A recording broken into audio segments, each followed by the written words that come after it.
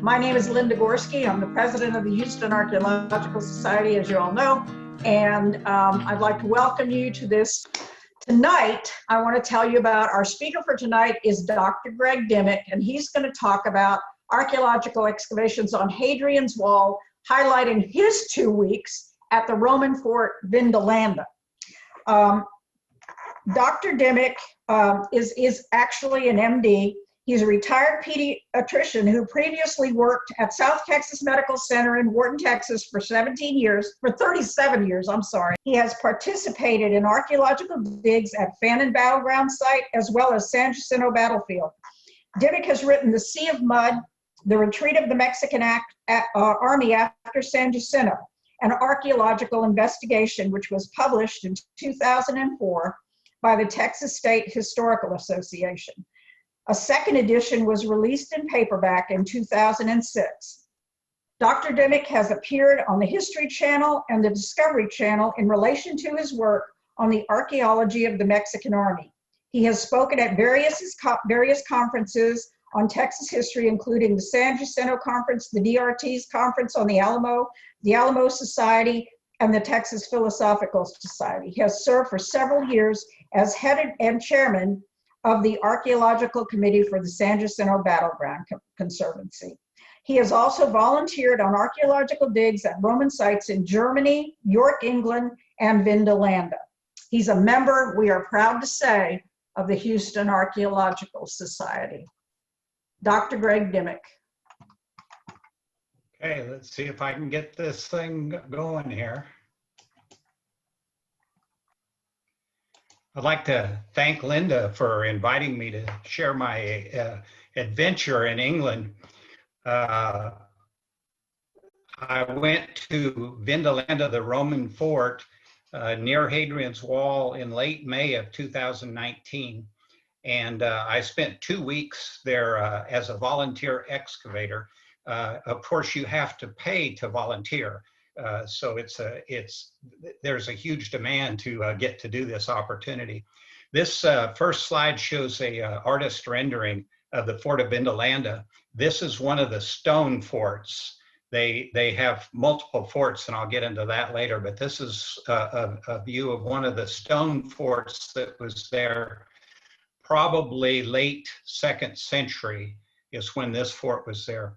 These buildings in the front are what's called the vicus, and the vicus was basically the civilian community that served the fort and the soldiers and everything.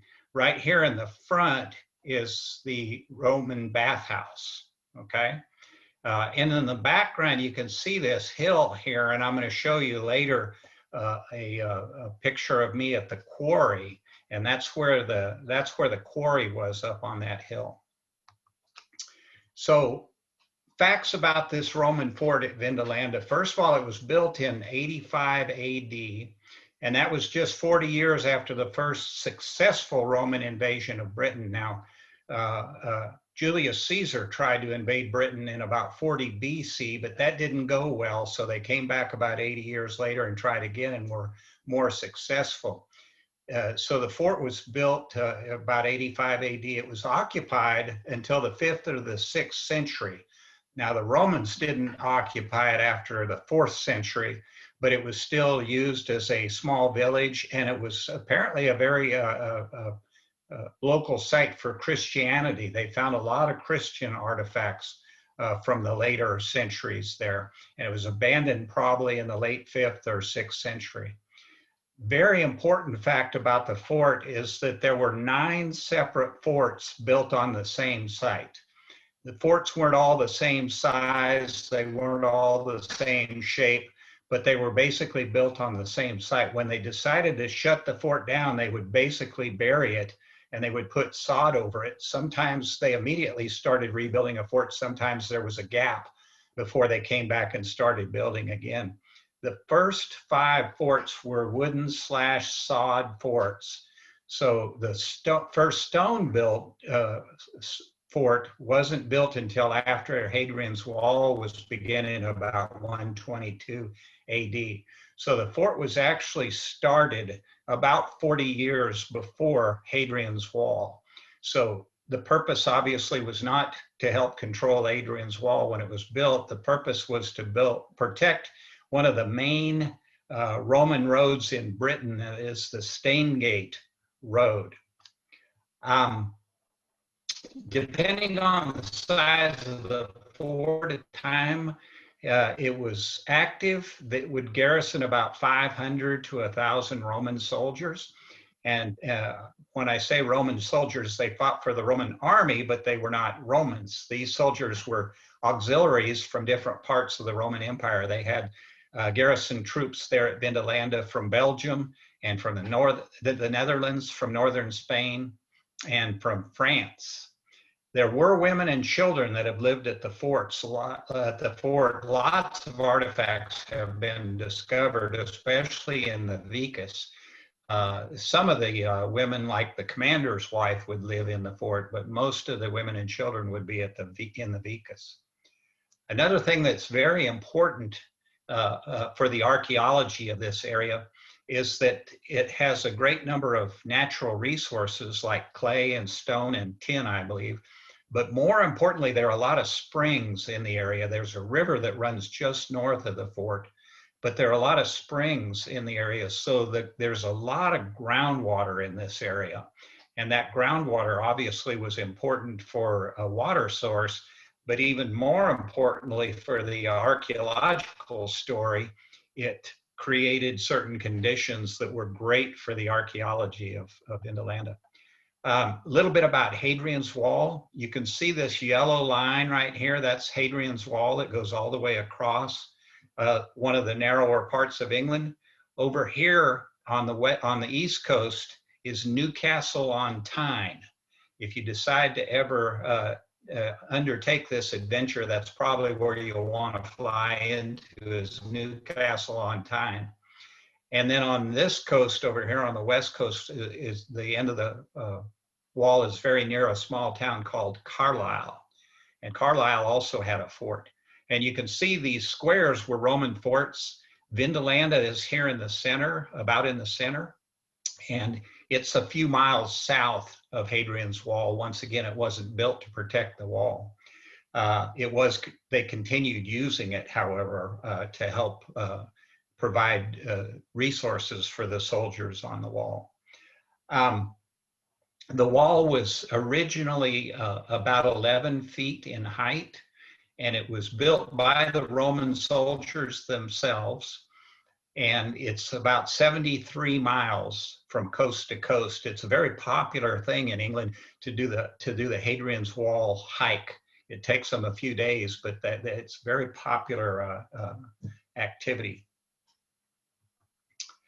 I want to give you a short overview of what's there. First of all, there are two museums. One is actually at the site of the fort. It's a wonderful museum. Another museum is at a small town called Barden Springs, and it's called the Roman Army Museum. It's just about 2 miles from the fort itself, but they have some amazing artifacts there. One of the most important artifacts they have is here on the left. This is an altar that was excavated in 1914, and there's an engraving on it, and the engraving says that the people of Vindolanda are dedicating this altar to the god Vulcan. And because of this engraving, they know for sure that the place was called Vindolanda. Vindolanda means white fields or white lawns. I've not seen any explanation about why they named it that. This is another really awesome artifact. This is, I hope I'm saying it right, this is a shamfrom, and it's a ceremonial horse's face mask. And you can see a reproduction up here about how fancy this would have been. But it's amazing, once again, that they've been able to find artifacts like this after 2,000 years. This is another artifact that was interesting to me. This is a cow's skull, and you can see that it's been used for target practice. All these holes actually match these arrowheads. You can tell that they're the same shape as the arrowhead. There's also a sling that the Roman soldiers would have thrown stones at these for practice. Just a few views of the fort. Like I said, there were 9 forts, and so they have to choose one fort, and they chose a mid to late 2nd century stone fort to be the one that they leave for the public to view. But they do archaeology inside the fort, and they dig all the way down to the base, all the way down to the first fort, but then they end up eventually just returning all the dirt and putting it back to this stone fort. This is one of the main walkways into the fort. This was from the south gate, and it's headed north. Once again, you can see the hill in the background where the quarry is. And this is the praetorium. And this was one of the main sections inside the fort. Now, what I've already somewhat hinted at about the archaeology at Vindolanda is that they have all this groundwater, and they had these forts that they buried. So they were buried immediately after they were not being used anymore. This has created anaerobic conditions. There's no oxygen down once you get very far down at all. So the anaerobic conditions make it to where there's no oxygen, which means that there's no bacteria can live down there. So the bacteria do not destroy the organic materials. And it's amazing all the organic materials that they have found. This picture right here is a baby's sock, which of course is a pediatrician. I love that. They said there are 2 known baby socks, or I'm sorry, there were 2 of something else. This is the only known baby sock to be excavated at a Roman site. And then this is a good example of one of the shoes that they find. You can see over here they have a wide variety of leather shoes that they have discovered on site. And I think they have 2,000 or 3,000 shoes that they've excavated. This one's a real fancy one. The hobnails, which were placed on the bottom of the shoe to decrease wear. The hobnails in this one are really fancy though. So this is a rich person's shoe, obviously. But the Roman soldiers, they had hobnails in their shoes as well. This is a great picture of some of the shoes just after they've been conserved. That's another opportunity to donate to Vindolanda. I took advantage of this. You can donate some money to buy chemicals. They said it costs about 80 pounds per shoe to conserve these artifacts. But to me, the 2,000-year-old leather shoes are certainly worth that expense. Another piece of organic material that's been found. This one is not in the museum. They have a whole storeroom for all the leather stuff, but this is a tent panel. The Roman soldiers would go out on the march, and they would take their tents with them, and they were stored there. So they've actually found pieces of the Roman tents. Probably the most famous thing that Vindolanda has in abundance, there are thousands of these, are called writing tablets. These writing tablets are wooden, and they're about the size of a postcard. They're very thin, but they would write on them in ink, and they would use these for apparently all kinds of communications. If they were taking an inventory of what they had, they would put it down. If they bought some wine or grain, they would write it on the writing tablets. They would get receipts and everything. They found out fairly early on when they first started finding these wooden writing tablets, that if they photographed them with infrared light, they could draw out the writing on the writing tablets. And this bottom one is one of those photographs. And when they first found them, they were a little bit mystified about the writing. Turns out it's cursive Latin. It's not regular Latin. I took 2 years of Latin in high school. I can guarantee I couldn't begin to read any of this. Cursive Latin is quite different than regular Latin, you know, like they would use to inscribe something or anything. But the cursive Latin is probably faster to write, but it's much more difficult to translate. So they actually have a committee of experts that know how to do this, and they study these things. It usually takes them a few years before they finally come out with their final translation, but they keep finding so many of them. I think they're going to be busy for a long time. The most famous one of these, well, this is not them, but this is some other examples of the writing tablets. But the most famous writing tablet is in the British Museum in London, and it's it's an invitation from the commander's wife, the commander at Vindolanda. It's an invitation from her to one of her best friends to come to her birthday party. These wooden writing tablets were voted by the people of England as the most important archaeological artifact in the history of English archaeology.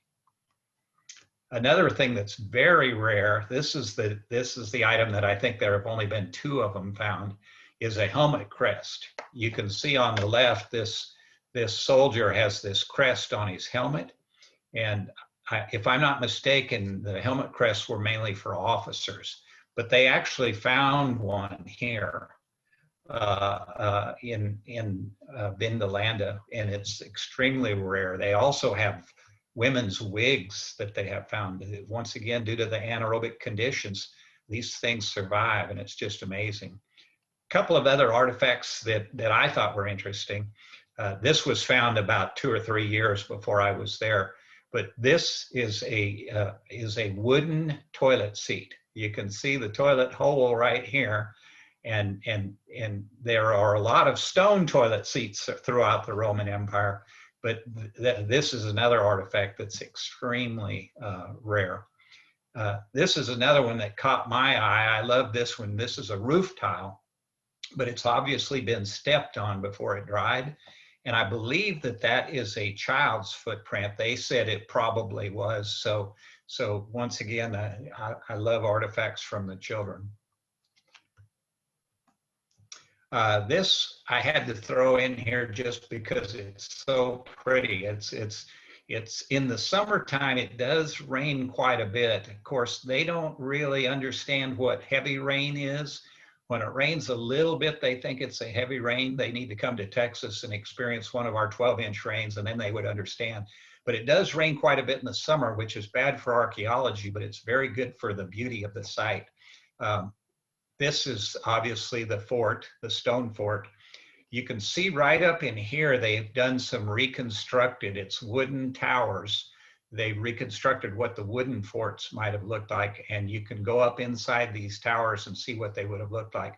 This is the vicus, and once again, this is the bathhouse. Here's a drawing of what the fort looked like in the 3rd century. Once again, different sizes. I'm going to show you that in just a second. Here's the praetorium. That would have been the commander's the commander's quarters, where he and his family would stay. Very fancy, very nice. The Principia is the administrative center. The Horia, I hope I'm saying that right, Horia is the granaries. And here are the barracks, the fort walls. There's a temple inside, there's a temple outside.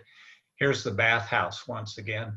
They actually have identified where the tavern was, and I can't remember. I know that they know it's the tavern, but I can't remember how they know it. In the year 2019, their plan was actually to do 2 parts. A1 was for the first 8 weeks of excavation, and A2 was after that. I was there towards the end of A1. This, what they were, A1 was basically the outside ditch to what's called the Severan Fortlet. And I didn't do a lot of research. I know that Severus, and I know he had another name, but Severan means the Emperor Severus. And it was during that time that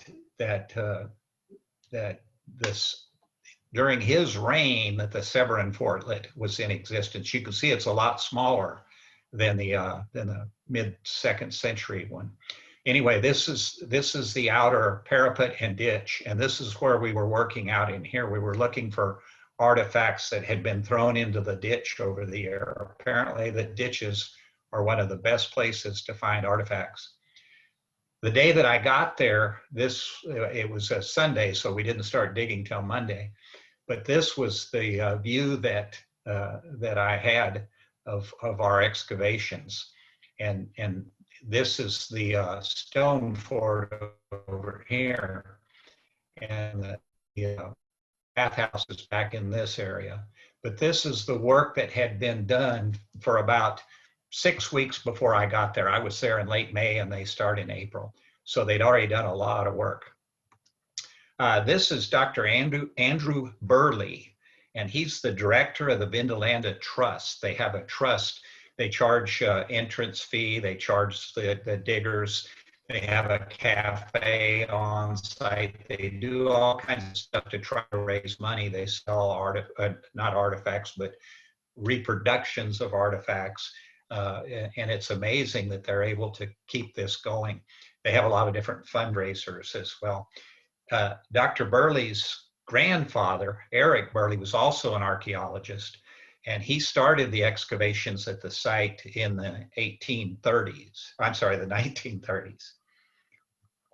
This to me is an amazing slide because it shows the wall of the rampart that was constructed of sod of the Severn ditch. And you can still see the layers of sod that the Roman soldiers put down. While we were there, they had some experts on sod from Roman sites, and they came and measured this and took all kinds of pictures. They were publishing an article, and this is apparently one of the better preserved sites where you can find that sod building. Now, what did the excavations entail? First of all, to become part of the team, you have to sign up, obviously. I think it was 1,100 or 1,200 pounds that it cost me. I can't remember exactly. They announced the date that you can sign up. It's in the fall, but you got to get on the internet and you got to sign up. They say that all the slots, and this is excavations all the way from April till September, all the slots are filled within about an hour or so. So you got to get in there and you got to get your slots right away. You can sign up for a 2-week period or a 4-week period, but you cannot sign up for any more than 4 weeks. I know there are a lot of people would have if they could have. Their estimate is that 24% of the excavation of that site is completed. And at the current rate, they say that means that the excavation will not be done for about another 150 years. So you do have time to sign up. As far as their excavations, obviously one of the main things they were looking for besides artifacts was all the structures and the soil changes. This was in I don't want to call it a pit because they didn't do pits, but this was in a site that I was digging, and we found this markedly dark square. And they said that that was probably a square wooden post, and they were having to try to figure out from what. And this is the plans that they draw. They continue to update the drawings and come up with new drawings based on what we're finding as the time is going on. This drawing shows the Severn ditch right there, and it's labeled that it's from AD 200 to 212 is when that Severn ditch was in existence. And then there was some a structure down here, but we didn't get into that. We were up in this end. a structure right here that they call an extramural settlement house, and they say it was there and active from 213 to 275 AD. Now, I want to talk to you a little bit about the technique that we used. It was very interesting for me. You can see there are no pits here. They don't measure out their pits. They don't do it meter by meter. What they do it by is feature. They have done so much excavation on this site, and they repeat and they keep going deeper and deeper. So they know the existing layers. And what they basically told us was they would divide us into a team of about 5 people. And they would put 1 or 2, you can see 2 here on this part, are digging. And they would tell them, we need you to dig down until you hit like the dark clay area or the light brown area. They would just do it by feature. So they would tell us how far back. They just draw a line and say, excavate back to this line and go down to that layer. And what they would do is take all the dirt out of there, and they would put it in these plastic buckets. Now, when we were in higher levels where they didn't expect to find much, they would let us use shovels. But when we got into more intricate work, we would use trowels. But they'd put them into these plastic buckets. Then you would take and dump you would go and collect these buckets and dump them in your personal wheelbarrow. Every morning you got a wheelbarrow, and you would dump that dirt in there. And they have a real interesting theory. When I got there, I was shocked that they weren't screening the dirt. They call it sieving, by the way, but they weren't screening the dirt. And as a metal detectorist, I was like, well, why don't you at least metal detect it? But Dr. Burley told me, he said, no, they're worried about what they call night hawks, guys coming in the middle of the night looting. I didn't tell him, but as a metal detectorist, it would be much more tempting, I think, to go in the middle of the night to the spoil fill and try to metal detect that if it had never been metal detected before. I wanted to tell him, I just shut up though. I wanted to tell him, if you metal detect it, they're not going to be near as tempted to come in. Anyway, their theory is that an artifact will help weaken a seam in the dirt, so that when you break up these dirt clods, they'll break along the line of the artifact. I still don't know if I totally believe in that, but we broke them up pretty well. And of course, we were more careful in layers where we were finding artifacts, but we would break them up. I know that this is my wheelbarrow, because this is a Fort Bend Archaeological Society trowel that they gave me for speaking one time. So I thought it was pretty cool that I got to use a Fort Bend trowel there at Vindolanda. Now I know they missed some artifacts, because if you go to the spoil heap after it rains, you can see small pieces of ceramic and that kind of stuff. But I'm sure they have so much ceramic and probably so many small beads that they're not worried about missing a few. This is me after I've gone through all my dirt and broken it up into little pieces, and I'm headed up the spoil hill. You can see over here how massive it is. We would push the wheelbarrows up there and then dump it. This is obviously several weeks worth of fill. At the end of the dig, they'll take a digger, a machine, and they'll push all of this back into the holes that it came from. I want to show you a few artifacts of what we found. We found quite a bit, but they actually told us that our 2 weeks was a little bit slower than most of that we didn't discover as much as some of the teams did, but it was still really fun. We found a lot of stuff. We did get rained out one day. They didn't want us in the ditches. It was just too slippery. And then the next day after we got rained out, we had to go into a different area. We were just about to hit the best of the anaerobic areas. And then they moved us into another site, because once again, they didn't feel like it was safe to be in that one spot. This yellow leather glove is my glove. So anything you see with that glove is something I found. I was excited the first couple of days. I found quite a bit of ceramics where I was. Here's, I think that's brown burnish ware, and I think this is Samian ware. I'm not sure about this one. I didn't find that. but lots of ceramics in the site. And this was really exciting for me. This is Roman glass. I found this piece of Roman glass. They tell me that Roman glass is pretty easily identifiable because their glassmaking technique left a lot of small bubbles. And I don't know if you can see them, but there are a lot of little bubbles in this. So they're pretty sure that it's Roman versus modern by just looking for those bubbles. These were amazing.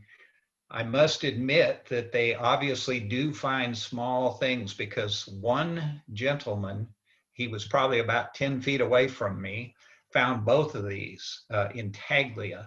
These are little stones that are carved, and they'll put them in their ring, and then they'll use them for a wax stamp or whatever as their mark.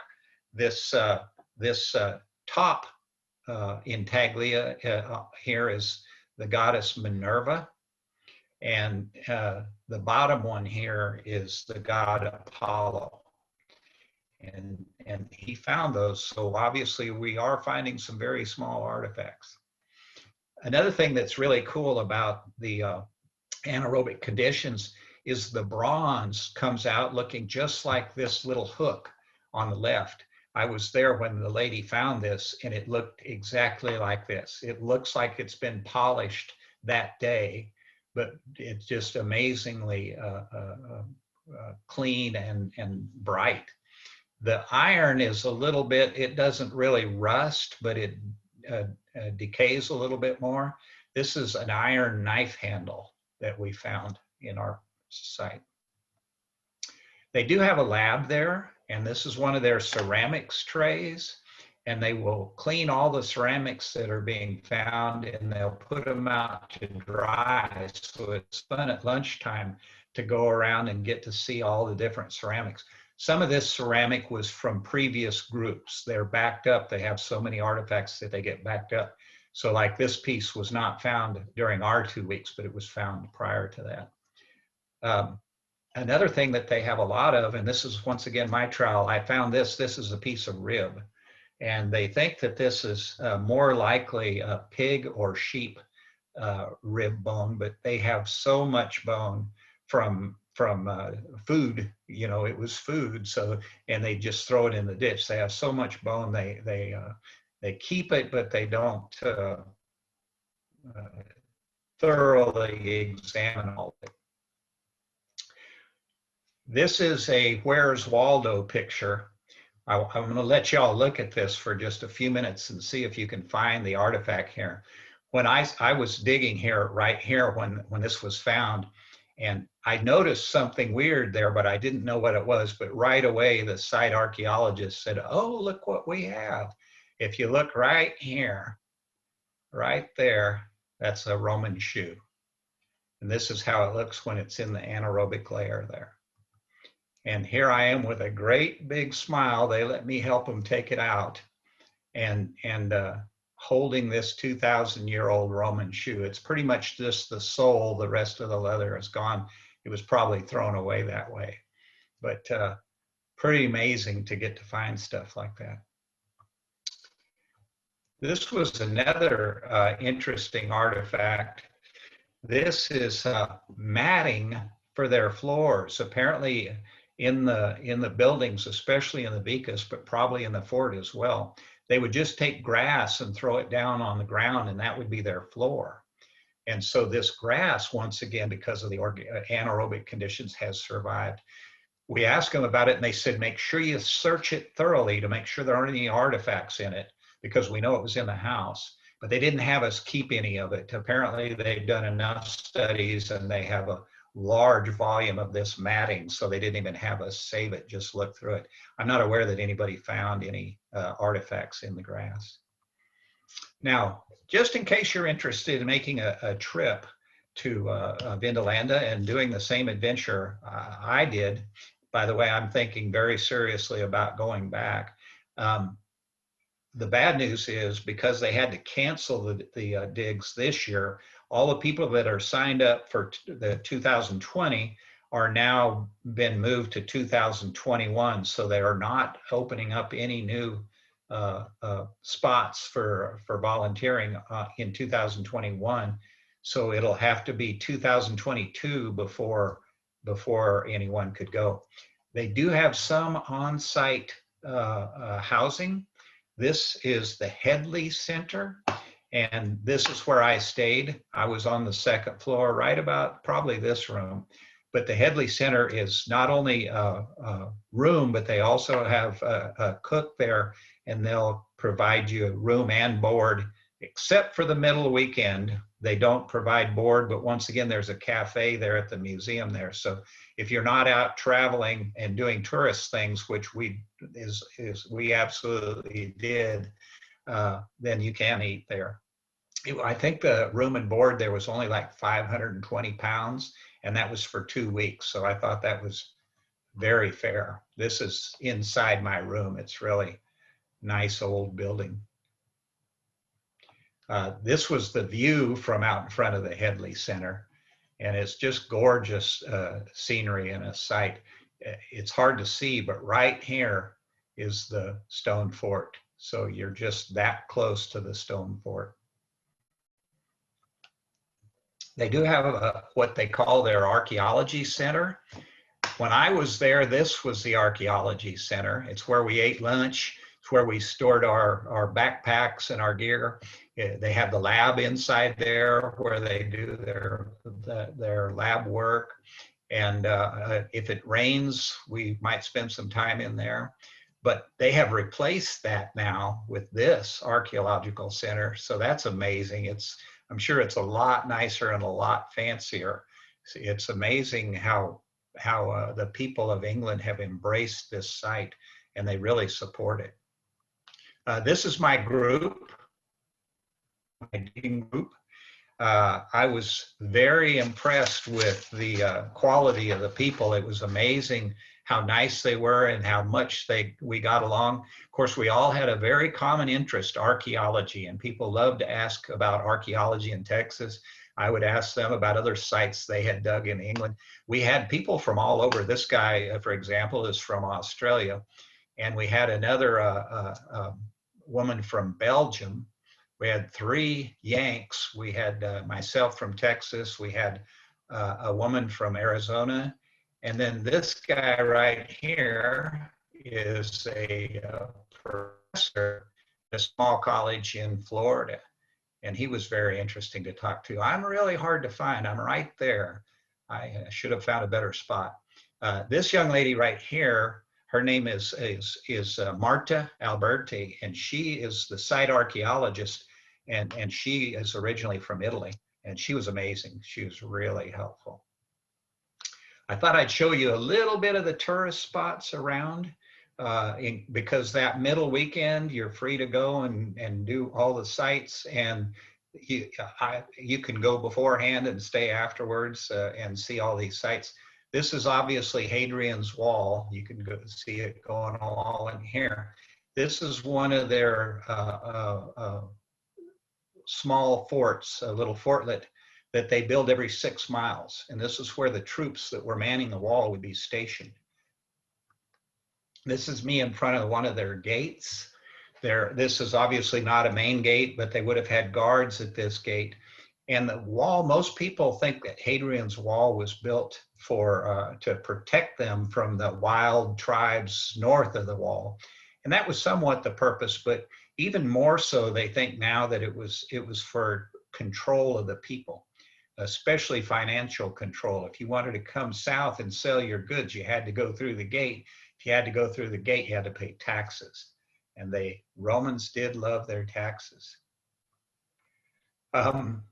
This is a very famous spot that everybody loves. This is a small little valley, and the Hadrian's Wall goes down there. And this is a maple tree, and this is called Maple Gap.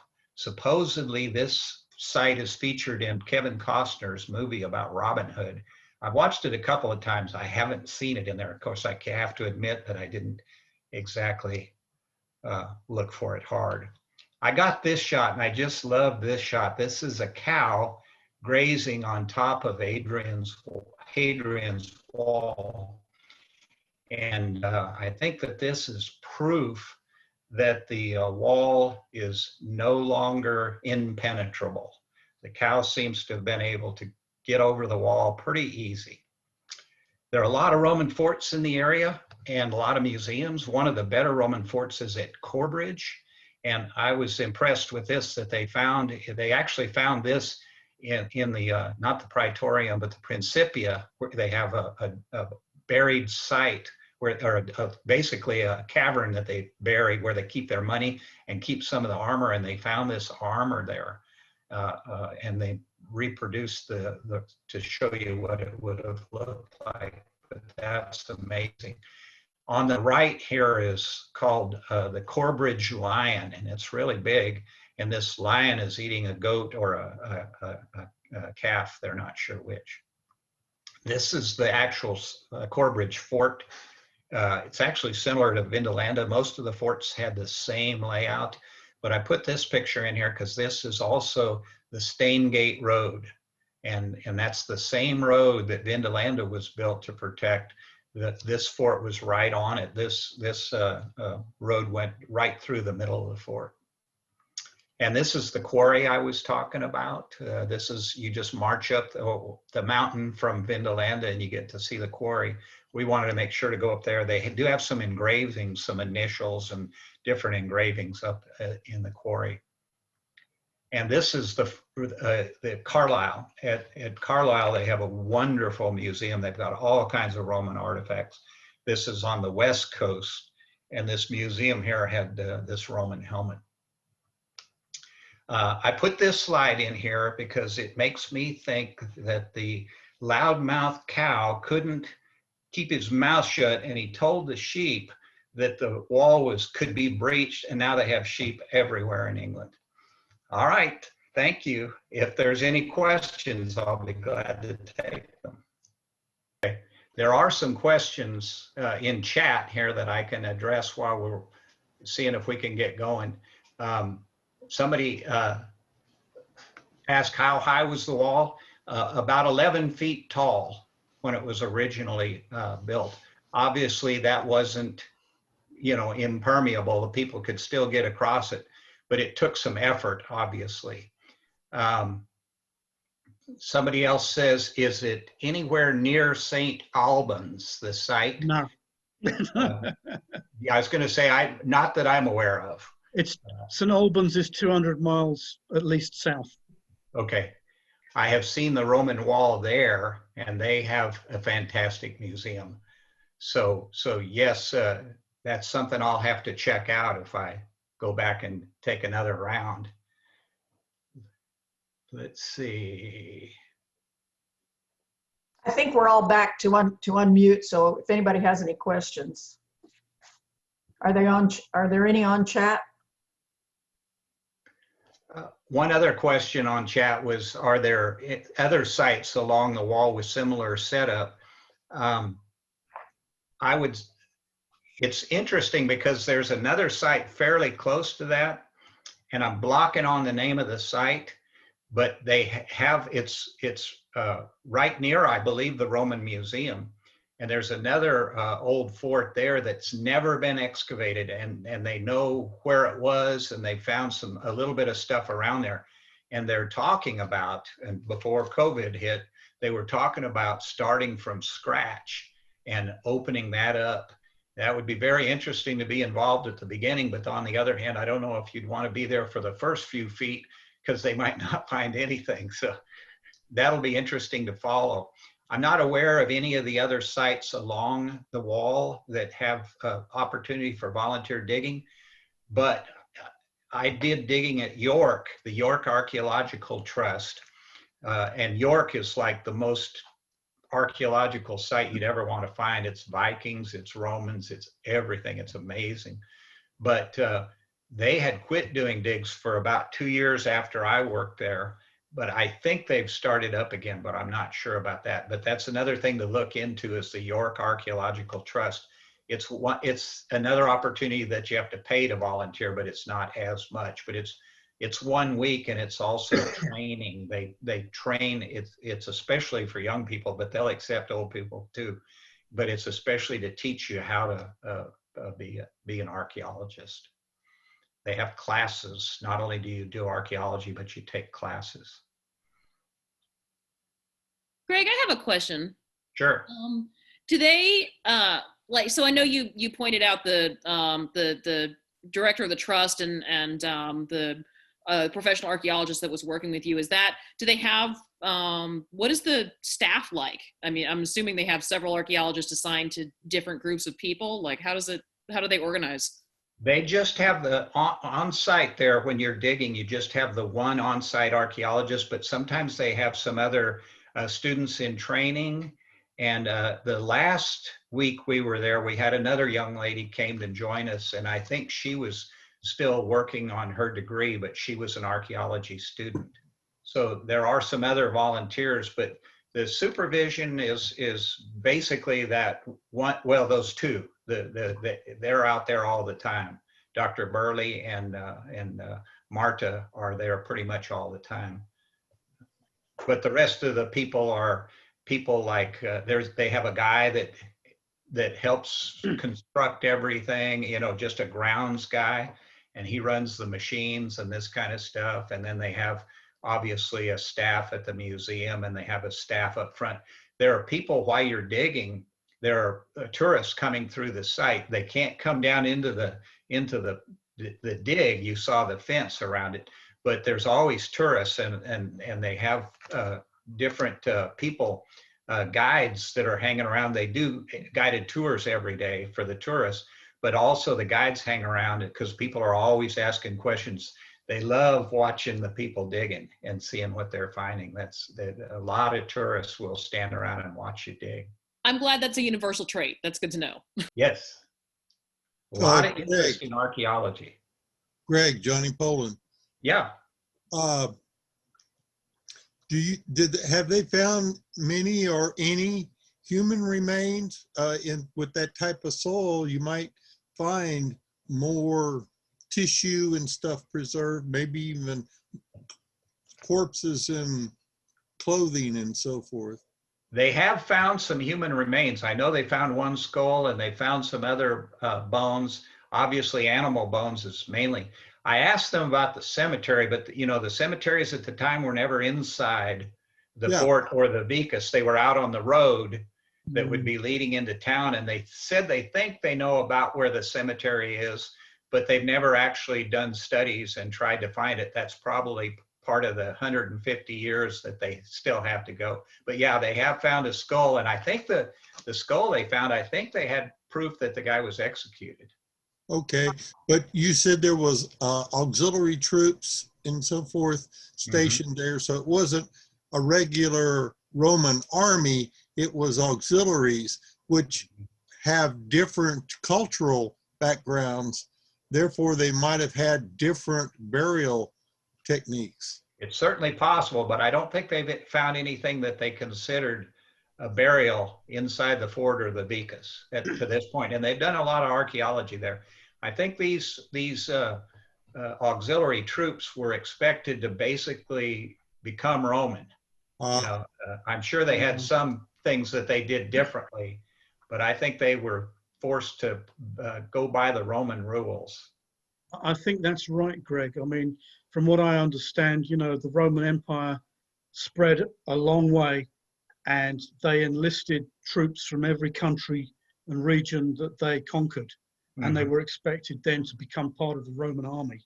Right. Regardless of where they came from. Like you said, a lot of Spaniards, French, Italians, Germans, the whole lot. They were expected to become part of the Roman army, but they were always treated as not Roman. I mean, in terms of military hierarchy, so. Yeah. I think they had to sign up for like 25 years, and the enlisted men could not marry until they finished their 25 years. Wow. But apparently they cheated on that a fair amount. Yeah. You were mentioning in your drawings the temple outside. Who was that dedicated to? Do you remember? Linda asked me that during the rehearsal, and I had to admit that I do not. I could probably find out and let Linda know. I probably have the ability to go look it up, but I can't remember for sure. Well, you had those two Attaglia, which were Roman gods and goddesses. And so you make, it poses the question, are those associated with the temple? Is it something they were selling to the locals? Yeah, I don't. My gut feeling would be no. I don't think that those two intaglia would have been. It's certainly possible, but I think they were in fancy rings, and probably only rich people could have afforded them. Okay. Yeah. Kind of in that line of thought with who's celebrating what god. I know that Lewis has asked if there's a Mithraeum on site, so celebrating Mithras from, I believe he's from the Middle East area. There is a Mithriatic, is that the word? A temple or site about 2 or 3 miles. I had a bunch of pictures, but I decided I had put enough into the slideshow. But there is it was a cult apparently, or a group of people that worshipped Mithras, I guess. And my brother, a guy and I went when we were going towards Corbridge. We stopped at that site, and you had to walk down the hill away. But it was really fun. It was underground. They had dug it out of the ground and built a roof over it, and it was a temple to Mithras. I think artifacts for that are in the Newcastle Museum. Probably so, yeah. No. The 2 temples, I just looked it up on Google because I looked it up the other night after I asked Greg that question. And one of them was to Jupiter Dolichonus, and the other one is unknown. Really? That's what the other one is unknown. So the one in the fort, they have a couple of altars, but I don't think the engraving on the altars survived. They've put replica altars out there in the fort so people can see them. Second temple is a Romano-Celtic style, and it's only dedicated to the god, so they don't know which one. you looked it up too? I was curious. Y'all are quick. I know. Does anybody else have any questions? I actually, real quick question. Sorry, Greg. Do you know? Yeah. I mean, we know that they were auxiliary troops. Do we know? Are they drawn mostly from the local population, or are these troops that are like? Do you know where? Which troops were stationed here? Yeah, I mean that list that I gave you, those troops were stationed at Vindalanda. Okay. Okay. And they know a lot of that from those writing tablets. Yeah. They know which units were there. Yeah. And apparently when you became a soldier, I think you became a Roman citizen. You still might not be treated as well, but I think it was a big deal to become a Roman soldier. It was, for these countries, they captured a lot of them. They did not have good living conditions. So it was a path towards citizenship and a wage. Yeah. Right. Yes. Okay. Sorry, Greg.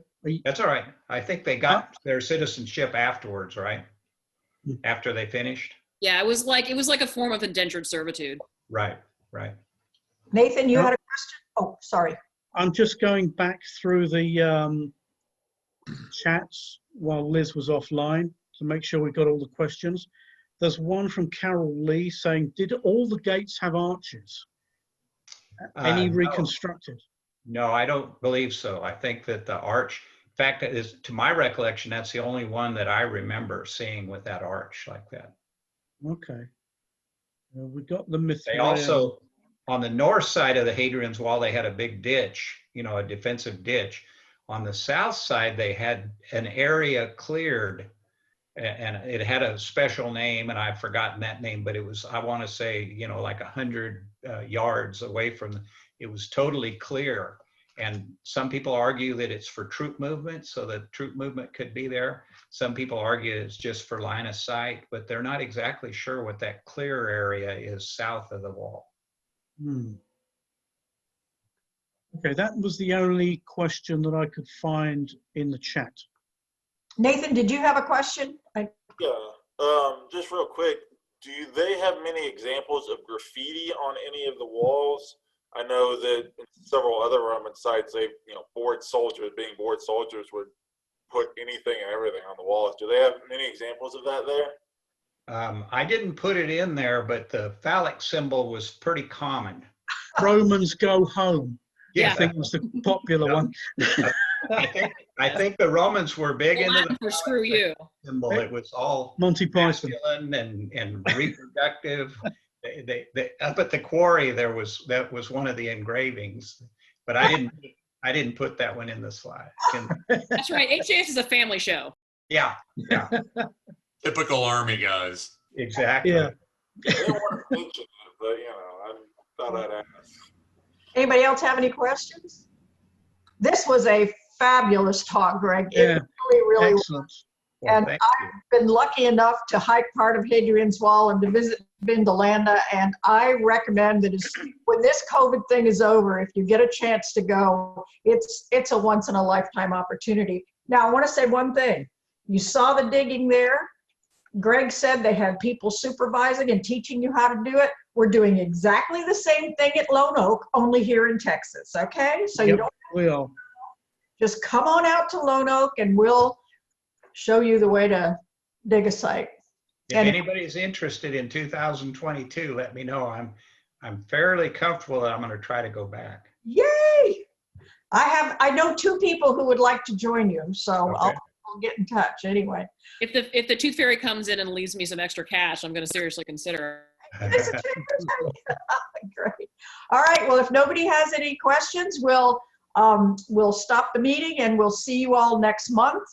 And we had a big turnout tonight, and and by the way, let me tell you one more thing before I forget. So our wonderful Liz Cunyan and Bob Sewell went over to our meeting site at Trinity Mendenhall last week and have figured out how we can continue these Zoom meetings as well as in person. So if you can't come to our meetings, even when we go back in person, you'll be able to participate. Thanks to Liz and Bob and her son Julian. So And can I just say one more thing that you've already spoken about, Linda? If you want to come out to Lone Oak, please reply to my field director at txhas.org email by close of business tomorrow, and we'll get you on the site.